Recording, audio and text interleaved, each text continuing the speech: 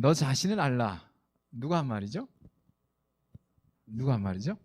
소크라테스가 한 말로 우리는 알고 있는데, 원래 이 말은 소크라테스가 한 말이 아니다, 그런 이야기 들어보신 적 있어요? 네. 그리스의 델포이라고 하는 데가 있는데 거기에 신전이 있어요. 아폴론 신전이라고. 그 신전 입구에 이 경고가 쓰여 있다 그럽니다. 저는 가보지 않아서 확인은 안 해봤지만 그렇게 자료로 이야기를 하더라고요. 너 자신을 알라, 그렇게 그 입구에 새겨져 있는데, 근데 거기에는 너 자신을 알라라고 하는 이 경구 말고 또 하나의 경구가 더 적혀 있는데, 그 옆에 뭐라고 적혀 있냐면 이런 경구가 있어요. 지나치지 않게. 너 자신을 알라, 지나치지 않게, 이렇게 적혀 있다. 나중에 한번 그리스 여행 가면 확인해 보세요. 근데 이 두 경구를 따로 떨어뜨려 생각해도 나름대로 의미가 전달이 되어지는데, 두 개를 같이 붙여서 생각하면 아주 좋은 의미를 제공을 해주는 것 같습니다. 너 자신을 알라, 지나치지 않게. 나 자신을 알되 지나치지 않게 알아야 된다라고 하는 거죠. 나 자신에 대해서 너무 과대평가해서도 안 되고, 그렇다고 해서 너무 과소평가해서도 안 되겠다. 있는 모습 그대로, 나의 있는 모습 그대로를 아는 것이 중요하다, 이런 의미이겠죠. 오늘 본문에도 보니까요, 이 두 경구와 아주 유사한 대화들이 오고 가는 것을 우리가 볼 수가 있는데요. 22절 말씀 보시면 가운데쯤에 이런 표현이 나와요. 너는 내게 대하여 무엇이라 하느냐. 이 말이 어떤 말이냐면, 당신은 당신 자신을 누구라고 알고 있느냐, 이런 말인 거죠. 너는 너 자신을 어떻게 알고 있니? 이렇게 지금 묻고 있는 거죠. 유대 종교 지도자들이 세례 요한에게 와서 묻는 질문이에요. 세례 요한, 당신은 당신 자신을 뭐라고 알고 있느냐, 우리한테 이야기해달라, 그 이야기인 거죠. 당시에 세례 요한은 추종하는 사람들이 참 많았습니다. 심지어는 세례 요한을 메시아로, 그리스도로 오해하는 사람들도 참 많았습니다. 이런 상황은 당시 유대 종교 지도자들에게 상당히 불안함을 가져다 줬어요. 왜냐하면 이 당시 유대 종교 지도자들은 기득권을 다 가지고 있었는데, 진짜 메시아가 왔다 하니까 자신들의 기득권을 잃어버릴 가능성이 많은 거죠. 그래서 이들이 세례 요한에게 찾아와서 진짜 당신의 정체성이 뭐냐, 정체가 뭐냐, 그걸 밝혀달라 지금 묻고 있는 거죠. 먼저 세례 요한에게 정말 당신이 그리스도이냐 묻는 거죠. 그러니까 20절에 이렇게 말씀을 합니다. 요한이 드러내어 말하고 숨기지 아니하니, 드러내어 하는 말이 나는 뭐가 아니라고요? 그리스도가 아니다. 사람들 생각하는 것처럼 나는 메시아, 그리스도가 아닙니다, 이렇게 대답을 합니다. 그러자 종교 지도자들이 또 묻습니다. 21절에 또 묻되, 그러면 누구냐? 네가 엘리야냐? 이렇게 묻고 있는 거죠.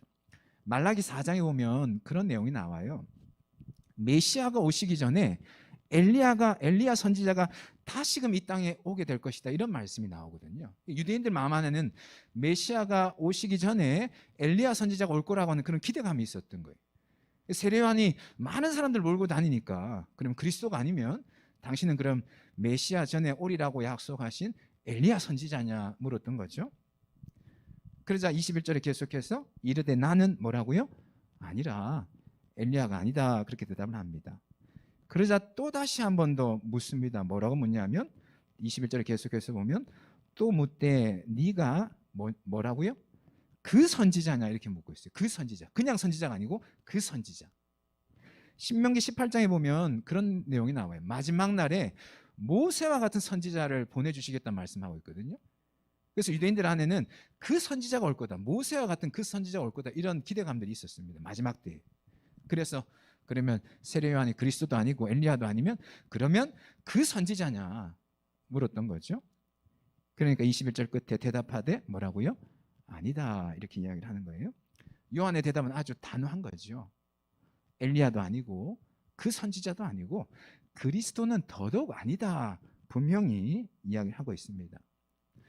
그런데 지금 요한은 얼마든지 자신을 높일 수 있는 그런 상황이지 않습니까? 수많은 사람들이 세례 요한을 추종하고 추앙하면서 따르고 있는 이런 상황인 거죠. 그냥 모른 척하고 사람들이 하자는 대로 자신을 그리스도인 것처럼, 그리스도인 양 아니면 엘리야 선지자인 양 그냥 가만히 있어도 될 것 같은데 그러지 않았다라고 하는 거죠. 자신을 거창하게 포장하지 않고 있다라고 하는 거죠. 하지만 그렇다고 해서 세례 요한은 자신을 과소평가하지도 않았습니다. 자기를 아무것도 아닌 양 그렇게 여기지도 않았다라고 하는 거죠. 세례 요한은 분명한 자기 인식, 자기가 누구인지, 자기 역할은 무엇인지, 자신에게 주어진 가치는 무엇인지 정확하게 알고 있었습니다. 23절에 요한의 자기 인식이 나옵니다. 이렇게 말씀을 하죠. 23절 보면 이르되 나는 선지자 이사야의 말과 같이 주의 길을 곱게 하라고 광야에서 외치는 자의 소리로다. 나는 소리다. 광야에서 외치라고 외치는 자의 소리다. 스스로에 대한 분명한 인식을 가지고 있는 거죠. 자신을 위대한 자리에 올려놓지 않을 뿐만 아니라 그렇다고 해서 아무 가치 없는 그런 존재로 스스로를 평가절하하고 있지도 않다라고 하는 것이죠. 단지 그냥 있는 그대로 자기에게 주어진 역할, 자기에게 주어진 가치, 자기가 누구인가 있는 그대로에 대해서 정확하게 인식하고 있다라고 하는 거죠. 결코 과하거나 부족하지 않게, 지나치지 않게, 너 자신을 알라 지나치지 않게. 그 두 경구처럼 세례 요한은 정확하게 자기 자신이 누구인지 알되 지나치게도 그렇다고 해서 부족하게도 아니고 정확하게 자기가 누구인지를 알고 있다라고 하는 거죠. 여러분 어떻습니까? 여러분 자신 어떤 사람인지 잘 알고 있습니까? 내가 누구인지 잘 알고 있어요? 사실 이거 쉽지 않더라고요. 저도 제가 신김치를 별로 안 좋아하는 거를 30대 중반에 알았어요. 또 저는 신발을 어릴 때 상당히 큰 거를 신었더라고요. 발이 제가 원래 그 볼이 넓어가지고 260, 55 이렇게 신는데 학교 다닐 때 내가 신발 얼마나 사이즈를 신었냐면 270 사이즈를 신었어요. 그게 내 사이즈인지 알고. 근데 결혼하고 나서 이게 그 사이즈가 내 사이즈가 아니더라고요.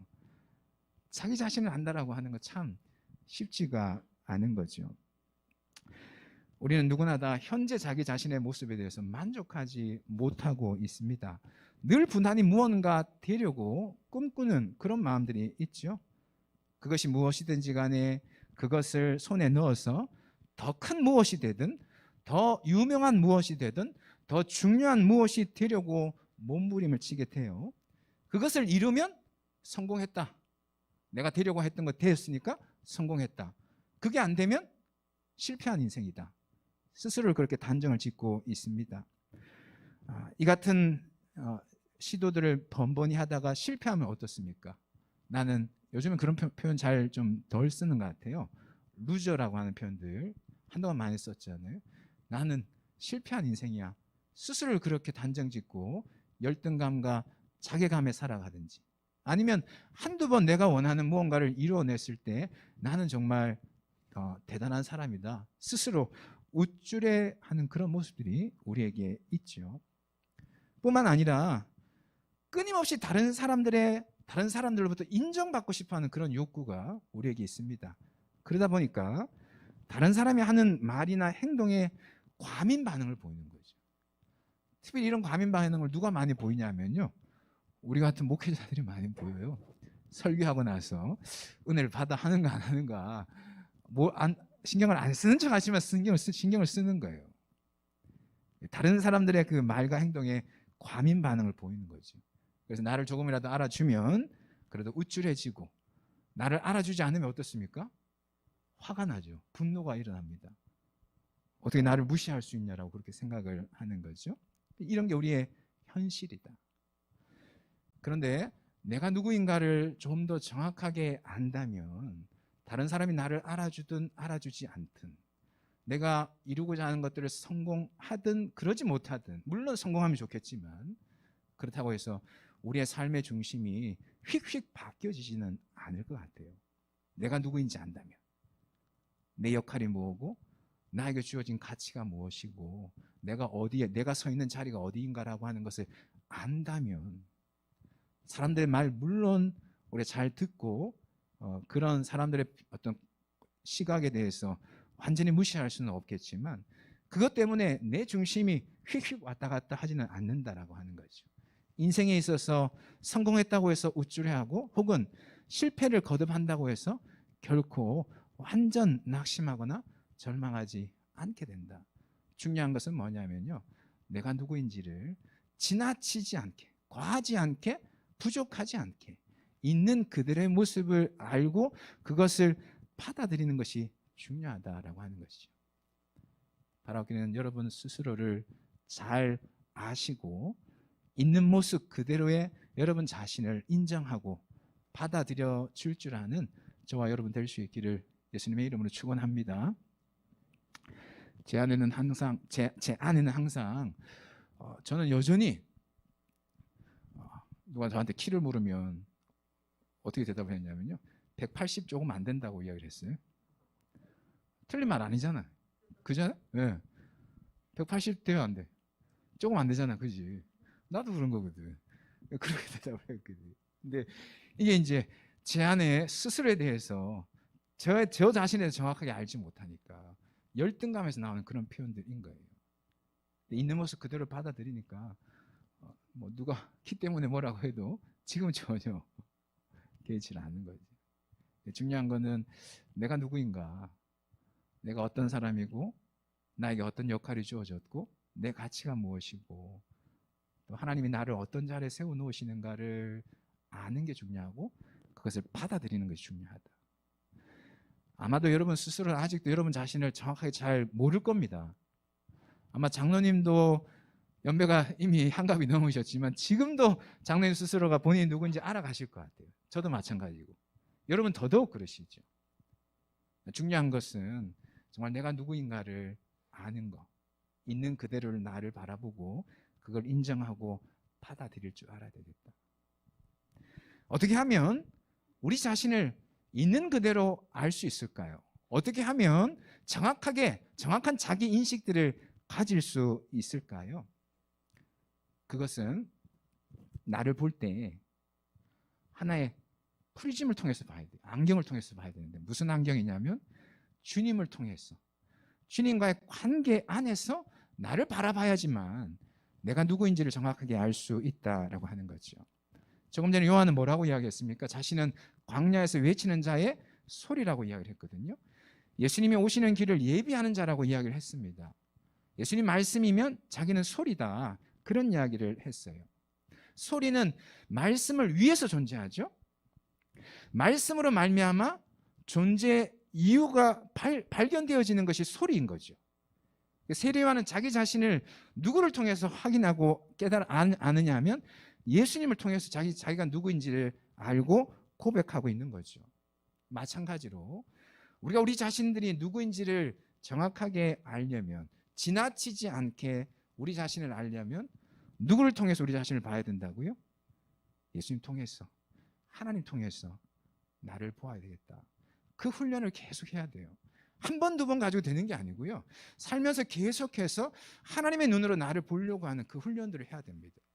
그럴 때에 내가 누구인지, 내 역할이 뭐고 나에게 주어진 가치가 무엇이고 내가 서 있는 자리가 어떤 자리인가라고 하는 것을 알 수 있다라고 하는 거죠. 조금 전에 델포에 있는 아폴론 신전에 두 가지 경고 있다고 그랬잖아요. 너 자신을 알라, 또 하나는 뭐라고요? 또 하나는 더 지나치지 않게. 근데 또 하나의 경고가 있대요. 이건 한번 꼭 그리스 가면 꼭 확인해 보고 싶은 건데, 또 하나의 경고가 있는데 그건 뭐냐면 거기에 당신은 존재합니다라고 하는 경고가 있다는 거예요. 원래 이 말은 이제 신전에 가서 신전에 나온 사람에게 너 자신을 알라 하면 그 말에 대한 대답으로 신은 존재하십니다.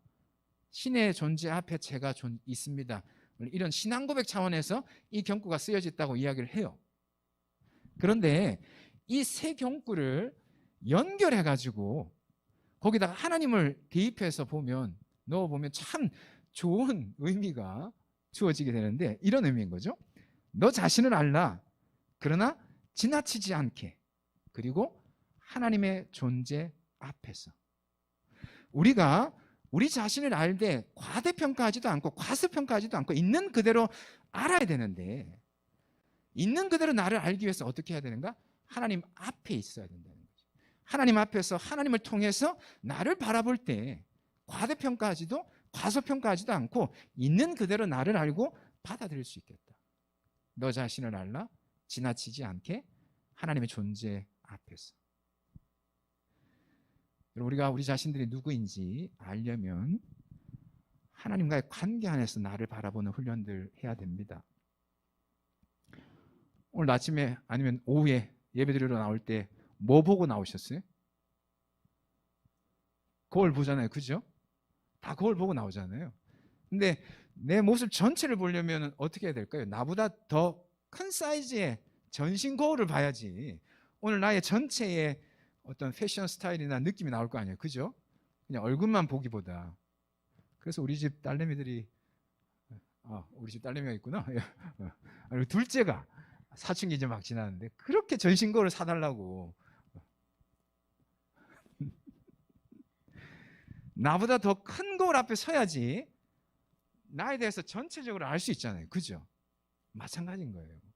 내가 누구인지 알려면 나보다 더 크신 분 앞에 서야 되는 거예요. 그분이 누구냐면 하나님이신 거죠. 하나님 앞에 우리가 서야지 내가 누구인지를 정확하게 알 수 있다라고 하는 거죠. 세례요한이 지금 그러고 있는 거예요. 예수님 앞에 섰기에 자신 누구인지를 정확하게 알고 이야기를 할 수 있는 것처럼 우리도 우리 자신이 누구인지 알려면 하나님 앞에 서서 하나님의 시선을 우리를 바라봐야 되겠다라고 하는 거죠. 얼마 전에 돌아가신 그 이어령 선생 알죠?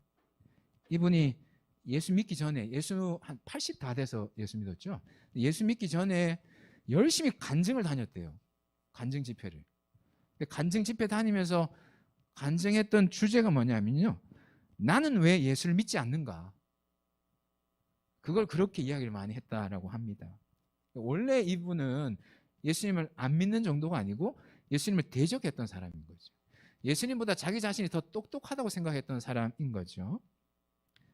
근데 결국 하나님 만나고 그 자신만의 성이 무너지게 되었어요. 인생의 큰 장벽 앞에서 본인이 사랑하는 딸이 암에 걸려가지고 실명이 되고, 그러면서 이제 교회를 나가기 시작을 했거든요. 결국 그 딸이 먼저 천국 가긴 했지만 그렇게 예수님 믿게 되고, 그리고 나서는 이어령 선생이 자기가 누구인지를 깨닫게 되었다 고백을 합니다.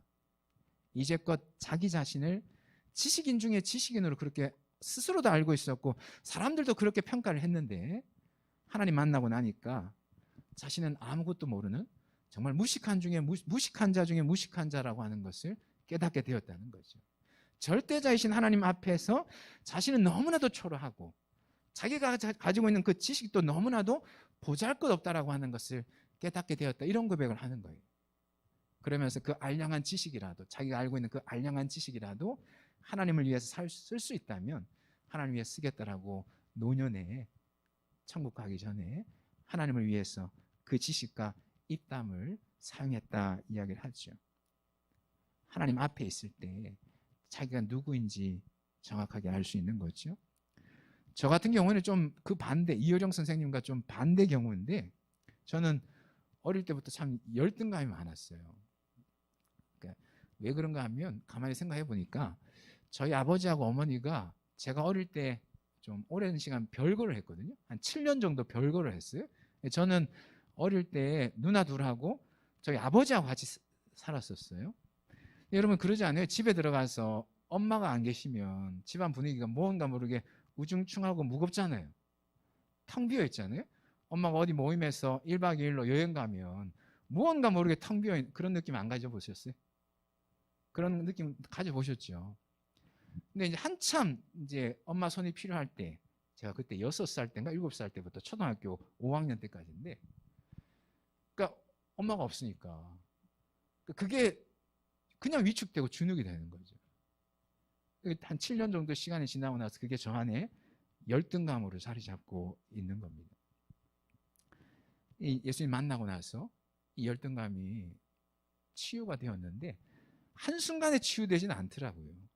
몇 번 거듭거듭 반복하고 지금도 뭐 마찬가지로 치유되고 있는 부분이기도 하지만 어쨌든 중요한 건 하나님 만나고 나서 제 안에 있는 열등감들 상당히 많이 털어내게 되었어요.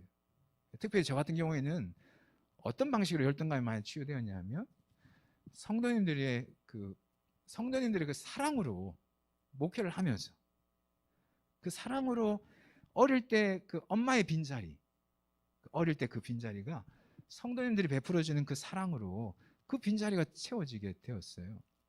사실은 목사님 참 좋아요 이렇게 누가 말씀해 주시면 처음에는 그게 곧대로 안 받아들여지는 거예요. 그냥 하는 말처럼. 사실은 나에 대해서 별로 좋은 감정이 아닌데 저분이 돌려서 저렇게 이야기하는 거겠지 이렇게 받아들여지는 거예요. 상처가 있으니까, 열등감이 있으니까.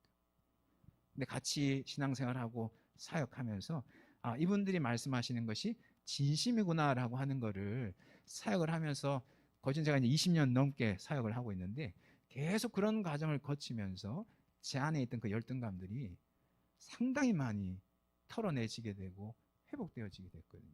중요한 건 뭐냐면 하나님 앞에서 하나님이 나에게 주신 가치가 무엇인가라고 하는 것을 깨닫게 되었어요.